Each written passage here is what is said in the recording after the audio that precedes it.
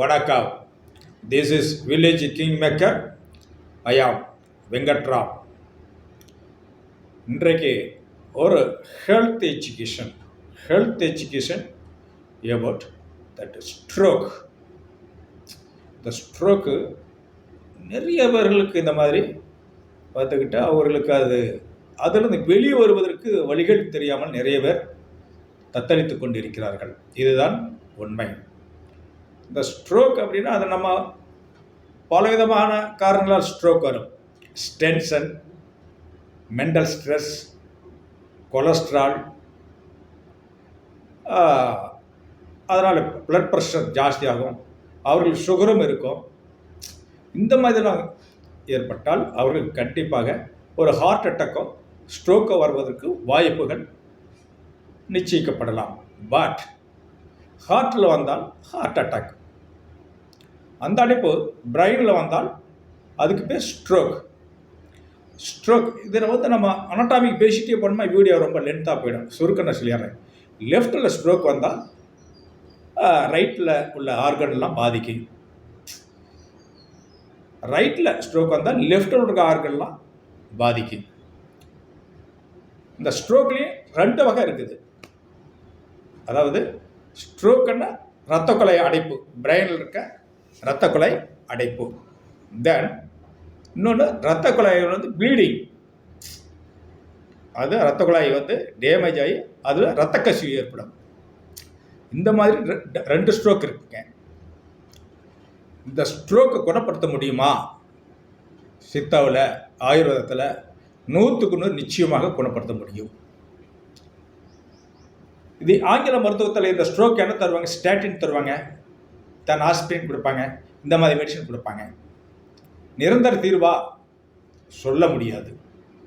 But இது என்னுடைய அனுபவ மருத்துவம் என்றால், ஒரு பேஷண்ட் 3 இயர்ஸ் ஸ்ட்ரோக் ஆகி அவருடைய ஸ்கேன்லாம் பார்த்து இவ்வளோ இருக்கும். கிட்டத்தட்ட ஒரு 10 lakh ஸ்பெண்ட் பண்ணியிருக்காங்க. அவர் ஒரு மூலையில் போட்டாங்க, முடியல, சர்ஜரிக்கு அவர் நாட் வில்லிங். ஸோ அவர் மூலையில் போட்டாச்சு, இனிமேல் அவ்வளோதான் அவருடைய ஆயில் அப்படின்னு. நான் பார்த்து ஃபஸ்ட்டு அந்த நோயாளிக்கு போய் ஃபஸ்ட்டு நீங்கள் மருந்து கொடுப்பதற்கு முன் அவர்களுக்கு ஒரு தைரியத்தை கொடுக்க வேண்டும். இது ஒன்றும் இல்லை, நத்திங், சீக்கிரம் நல்லா எடுங்க, தட்டி கொடுக்கணும். அதுலேயும் நோயாளிக்கு ஒரு 50% கான்ஃபிடென்ட்டை பார்த்து போனோன்னு தட்டி கொடுத்து இது முடியாதுங்க, இது அவ்வளோதான் சொன்னால் நோயாளி அன்றைக்கே இதாகிடுவார். அதனால் ஒவ்வொரு வைத்தியரும் எந்த நோயாளிகிட்டு போனாலும் ஃபஸ்ட்டு அவர்களுக்கு ஒரு செல்ஃப் கான்ஃபிடென்ட்டை கொடுக்கணும், ஒரு சந்தோஷத்தை கொடுக்கணும். இது ஒன்றும் இல்லை, இது சரி பண்ணிக்கலாம் அப்படின்னு. இதுலேயே அவங்களுக்கு பாதி குணம், பாதி நோய் குணமாயிடும். ஆமாம், ஓகே. என்னுடைய அனுபவ மருத்துவம் என்னென்னா, இந்த 3 இயர்ஸ் அவருக்கு ஸ்ட்ரோக் ஆகி போட்டாங்க. தென் நான் போய் ஃபஸ்ட்டு போகையில் அவருக்கு அந்த ஃபிங்கர்லாம் கம்பல்ட்டு அப்படியே மடங்கிடுச்சிங்க. அப்படி எடுத்து விட்டால் மீண்டும் ஸ்ப்ரிங் மாதிரி வந்துடும், அதே இடத்துக்கு வந்துடும். கைகாலில் இப்படி மடங்கிடுச்சு, நரம்பெல்லாம் இழுத்துக்கிடுச்சு, ரொம்ப முத்திக்கிடுச்சு. அப்படிப்பட்டவருக்கு நான் சொன்னது, இது ஒன்றும் இல்லைங்க, 100% குணப்படுத்துகிறேன் என்று சொன்னேன். பட் அவருக்கு நான் 6 மாதம் டைம் கொடுத்தேன். நீங்கள் 6 மாதம் தொடர்ந்து மருந்துகள் சாப்பிட்டுக்கிட்டு வந்தால் டெஃபினட்டாக இந்த வியாதியிலிருந்து நீங்கள் விடுதலை பெறுவீர்கள் என்று சொன்னேன். ஆனால் ஒரு ஆச்சரியம், நான் கொடுத்த மருந்து 25 நாளில் அவருக்கு எல்லா வேணும் ஃப்ரீ. நல்லா நான் போயிட்டு வரேன்னு சொல்லும்போது அவர் கையெடுத்து கும்பிட்றார். அந்த அளவுக்கு அவருடைய ஃபிங்கர்லாம் ஃப்ரீ ஆகிடுச்சு. வாக் பண்ணுறார், no stick, no support, walk பண்ணுறார். ஒன்லி 25 days நான் கொடுத்த மருந்து. அந்த நான் என்ன மருந்து அந்த வாதத்துக்கு கொடுத்தேன் என்பதை இப்பொழுது நான் சொல்கிறேன், கேளுங்கள். இது 100% true and cure and sure. First அஸ்வாதி சூரணம் எடுத்துக்கொள்ளணும். அஸ்வாதி சூரணம் அது ஒரு 11 ஹெர்பலில் செய்யப்பட்ட சூரணம். 50 கிராம் அஸ்வாதி சூரணம் அண்டு சண்டாமார்ந்த செந்தூரம் ஒரு 3 கிராம், ஆறுமுக செந்தூரம் ஒரு 3 கிராம், 56 கிராம் அந்த கலவை தான் இந்த கலவை. இது ஒரு குரு மருந்து. இது ஒரு குரு மருந்து. இந்த கலவையை டெய்லி பேஷண்ட்டு கொடுக்கணும். மார்னிங்கும் ஈவினிங்கும் கொடுக்கணும். ஜஸ்ட்டு இந்த மாதிரி ஸ்பூன், சிறிய ஸ்பூனாக இருக்கணும். இதில் ஒரு 1/2 ஸ்பூன்,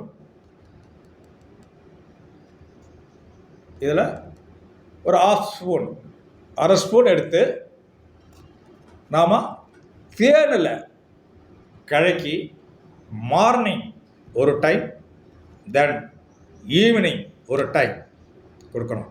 அந்த சண்டமாரத செந்தூரம் நம்ம வைத்தியர்கள் தாய்ப்பாலியல் செய்திருப்பது சால சிறந்தது. ஆமாங்க, அந்த வாத நோய்களுக்கு முக்கியமான ஒரு குருமருந்து தான் சண்டமாரத செந்தூரம். இதில் கலந்திருக்கிறது. ஆறுமுக செந்தூரம் கலந்திருக்கிறது. அஸ்வாதீஸ்வரம் கலந்திருக்கிறது. மூன்றும் கலந்திருக்கிறது. இந்த மருந்தை தினந்தோறும் morning empty stomach, then evening before meals கொடுக்கணுங்க. 2 டைம்ஸ் கொடுக்கணும். தென் அடுத்தது அவங்களுக்கு கரிசாலி கற்பம் காலையில் ஒரு டேப்லெட், கருப்பு விஷ்ணு சக்கரா காலையில் ஒரு டேப்லெட், அடுத்து இன்னொரு டேப்லெட்டு சுவாச குடோரி காலையில் ஒரு டேப்லெட். அதே மாதிரி சுவாச குடோரி 2 கொடுக்கணும். மார்னிங் ஒன்று, ஈவினிங் ஒன்று. கரிசாலி கற்பமும் மார்னிங் ஒன்று, ஈவினிங் ஒன்று. இந்த சூரணமும் செந்தூர சூரணமும் அதே மார்னிங்கும் ஈவினிங்கும். கருப்பு விஷ்ணு சக்கரம் அந்த டேப்லெட் மட்டும் மார்னிங் மட்டும் கொடுக்கணும். ஆமாம். தென் ஒரு முக்கியமான இம்பார்ட்டன்டான பாயிண்ட் என்னன்னா, அந்த நோயாளி தலையில் தண்ணி படவே கூடாது. அந்த நோயாளி தலையில் தண்ணி படவே கூடாது. ஒரு சொட்டு தண்ணி கூட படக்கூடாதுங்க. வாரம் ஒரு நாள் இந்த மாதிரி பீனிசு தைலம், இந்த மாதிரி தைலம் தலையில் முடி காலில் அப்படியே தேய்ச்சி அப்படியே மசாஜ் பண்ணி விடணுங்க. ஒரு 1/2 அன் ஹவர் கழித்து அன்னைக்கு அவங்க வெந்நீரில் குளிச்சுக்கலாம். அன்னைக்கு உள்ளுக்கு சாப்பிடக்கூடிய மருந்து எடுக்கக்கூடாது, ஸ்டாப் பண்ணிக்கணும். இது வாரத்தில் ஒன்ஸ். ஆமாம், அதுவரை மற்றொரு இடையில தலையில் தண்ணியை படக்கூடாது அவங்களுக்கு. இது இம்பார்ட்டண்ட்டு. தென் ஓரல் தான் லெஃப்ட்டு பாதித்தால், லெஃப்ட்டில் ஸ்ட்ரோக் வந்தால் ரைட்டில் ஆர்கன்ஸ் பாதிக்கும், கைகள் பாதிக்கும். ரைட்டில் ஸ்ட்ரோக் வந்தால் லெஃப்ட்டில் பாதிக்கும். அந்த பாதிக்கப்பட்ட கைகால்களுக்கு வர்ம தைலம், இந்த தைலத்தை நல்லா சூடு பறக்க தேய்ச்சி விடுறோம்.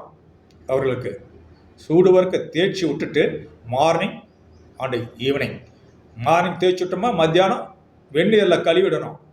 தென் ஈவினிங் தேய்ச்சோமா நாளை மார்னிங் வெந்நீரில் கழுவி விட்டுறணும். அவங்களுக்கு உடற்பயிற்சிகள், கைக்கு உடற்பயிற்சிகள் ஒரு பால்லாம் கொடுத்து இப்படி ரசிக்கிற மாதிரி உடற்பயிற்சிகள். தென் முடிந்தவரை அவங்களுக்கு ஃபேமிலி சப்போர்ட் இருக்கணும்.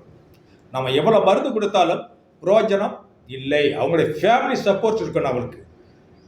காரணம், இதில் பத்தியம் கடைபிடிக்கணும். பத்தியம் கடைபிடிக்க முடியாது என்றால் அவர்களுக்கு நீங்கள் மருந்து கொடுத்து பிரயோஜனம் இல்லை. அந்த நோயாளி மருந்து சாப்பிட்டு ஒரு பிரயோஜனம் இல்லை. என்ன பத்தியம்? பத்தியம்னா அசைவத்தை கம்ப்ளீட்டாக நிறுத்தணுங்க. நல்லெண்ணெய் சாப்பிடக்கூடாதுங்க. கடலெண்ணெய் சாப்பிடலாம், நல்லெண்ணெய் சாப்பிடக்கூடாதுங்க. அது கடலெண்ணெய் அளவோடு சாப்பிடணுங்க. தென் கரப்பான் உணவுகள் சாப்பிடக்கூடாது. கரப்பான் உணவுகள் என்றால் பாவக்காய், கத்திரிக்காய், அகத்திக்கீரை, இந்த மாதிரிலாம் சாப்பிடக்கூடாது. இந்த இதுங்க இந்த பீன்ஸ், இந்த வாயு தொல்லை கொடுக்கக்கூடிய பொருள்கள்லாம் அவாய்ட் பண்ணிக்கணும். தென் கடைசியாக நைட்டு, எவ்ரி நைட்டு அவர்களுக்கு மலையிலக்கு லேகியம் மறக்காமல் கொடுக்க வேண்டும். ஏனென்றால் மலம் கட்டினால் அவர்களுக்கு வாதம் கூடும். மலம் கட்டினால் அவர்களுக்கு வாதம் கூடும். அதனால் டெய்லி அவர்களுக்கு மலம் இலக்கு லேகியம் கொடுக்கணுங்க. தென் இன்னொரு இம்பார்ட்டண்ட்டான ஒரு மெடிசன் அஸ்வாதி அண்ட தைலம். இது எம்டி ஸ்டொமக்கில் ஜஸ்ட்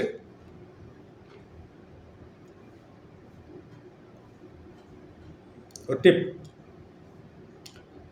தென் நைட் ஆல்சோ 2 times, twice. இந்த அண்ட தைலம் சாதாரணம் இல்லைங்க, அஸ்வாதி அண்ட தைலம் உள்ளுக்கு இருக்கிற அடைப்புகள் எல்லாம் நீக்கும். சதை அடைப்பு, கொலஸ்ட்ரால் அடைப்பு, கால்சியம் அடைப்பு, இந்த மாதிரிலாம். இவர்கள் என்னன்னா வெயிலில் கொஞ்சம் இருக்கணும். இந்த அடைப்பு, பிரெயினில் அடைப்பு வருதுன்னா not only cholesterol, D vitamin deficiency, D vitamin குறைவாக இருந்தாலும் அவர்களுக்கு கால்சியம் அடைப்பு வரும். ஸோ அவர்கள் வெயிலையும் கொஞ்சம் உடம்பு படும்படி அவர்கள் இருக்க வேண்டும். இந்த மாதிரி பத்தி தோல் இந்த மருந்துகளை சாப்பிட்டு வந்தால் 100க்கு 100 அவர்கள் குணமடைவதற்கு வாய்ப்புகள் உண்டு என்பதை சொல்லிக்கொண்டு அடுத்த முறை வேறொரு வீடியோ பதிவில் வருகிறேன். நன்றி, வணக்கம்.